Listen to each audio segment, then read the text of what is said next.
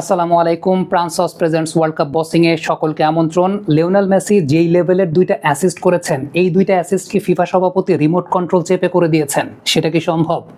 Messi যে সর্বকালের সর্বশ্রেষ্ঠ ফুটবলার, সেটা মেনে নেওয়া ছাড়া আমার মনে হয় না কারো কাছে কোনো উপায় আছে, যদি ন্যূনতম কমন সেন্স কারো থেকে থাকে।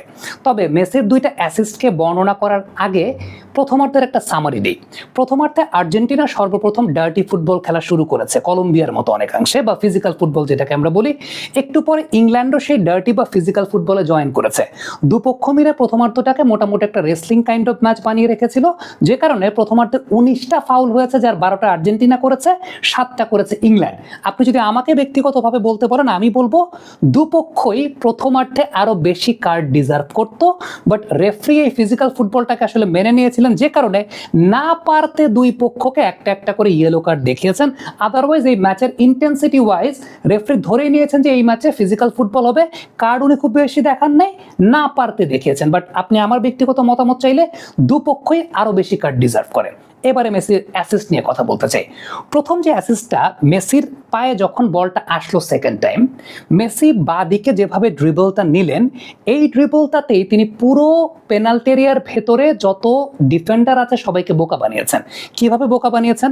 তার এই ড্রিবলটা দেখে সবাই মনে করেছে তিনি এখন তার ট্রেডমার্ক যে ক্রস কিংবা শট আছে বারে, সেই ক্রস কিংবা শট তিনি নেবেন এবং সেটা ফার পোস্টে নেবেন। খেয়াল করে দেখবেন একজন ডিফেন্ডার কিন্তু ব্লকিং এর জন্য এগিয়ে এসেছিলেন তার দিকে। That was the deceiving factor. Messi সেই কাজটা করেন নাই। মেসি কি করেছেন? এনজো ফার্নান্দেজ ওই জায়গাটায় বক্সের বাইরে ফাঁকা ছিলেন, কারণ প্রত্যেকে প্রিপেয়ার ছিলেন মেসির ক্রসের জন্য।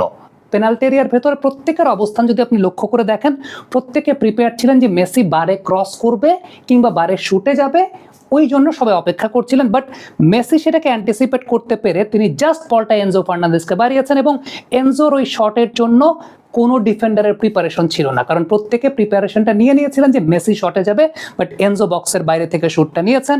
এর আগেও তিনি আরেকটা শুট নিয়েছিলেন, যেটা পিকফোর্ড ভালো সেভ করে দিয়েছেন। সো এক্ষেত্রে এনজো গোলটা পেয়েছেন।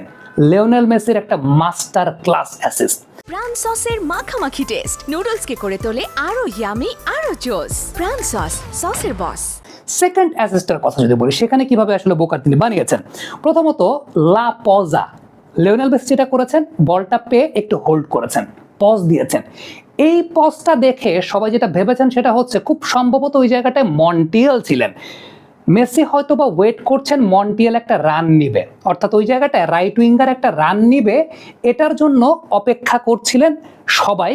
এবং মেসির বডি ল্যাঙ্গুয়েজটা এরকমই ছিল। ওই লা পজার বিষয়টা হচ্ছে বডি ল্যাঙ্গুয়েজটা এরকমই ছিল যে মেসিও হয়তো বা অপেক্ষা করছিলেন, তার দৃষ্টিটাও ওইদিকে ছিল যে মন্টিয়েল, খুব সম্ভবত Montiel, I might be wrong, but ওই প্লেয়ারটা রাইট উইঙ্গার, ওই প্লেয়ারটা একটা রান নিবে এবং মেসি তাকে বল পাস করবেন, এরকম একটা ব্যাপারের জন্য, এবং প্রত্যেকের অবস্থানটা সেরকমই ছিল। বাট মেসি হঠাৎ করে ডান দিকে স্পিড বাড়িয়ে একদম কর্নার ফ্ল্যাগের কাছাকাছি পর্যন্ত নিয়ে গিয়ে দেন করলেন একটা ক্রস। এই ক্রসটাতে লাউতারো মার্টিনেজ গোলটা করলেন। লাউতারো মার্টিনেজ তো গোল করলেন, তবে এই গোলটার অ্যাসিস্টের সবচেয়ে ইম্পর্টেন্ট ব্যাপারটা ছিল লিওনেল মেসি তার ক্রসটা করেছেন ডান পায়ে, বাম পায়ে ক্রস করেন নাই, ক্রসটা করেছেন ডান পায়ে, তার দুর্বল পায়ে।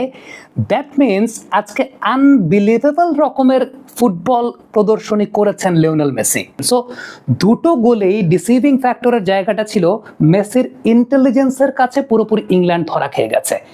একটা মানুষের ইন্টেলিজেন্সের কাছে পুরো টিম ভেঙে পড়া, পুরো ডিফেন্স সেটআপ ভেঙে পড়া, সত্যি কথা বলতে মেসির জন্য 10টা মিনিট যথেষ্ট। 10 মিনিট যথেষ্ট একটা ম্যাচ বের করতে। That's Lionel Messi for you. আমার কাছে মনে হয় যে আজকের দিনের পরে লিওনেল মেসি যে সর্বকালের সেরা প্লেয়ার, এটা স্বীকার করতে কারোরই কোনো আসলে মানে আমি আই এম স্পিচলেস, যে কারোরই আসলে এই জায়গাটায় কোনো দ্বিধা থাকার কথা না।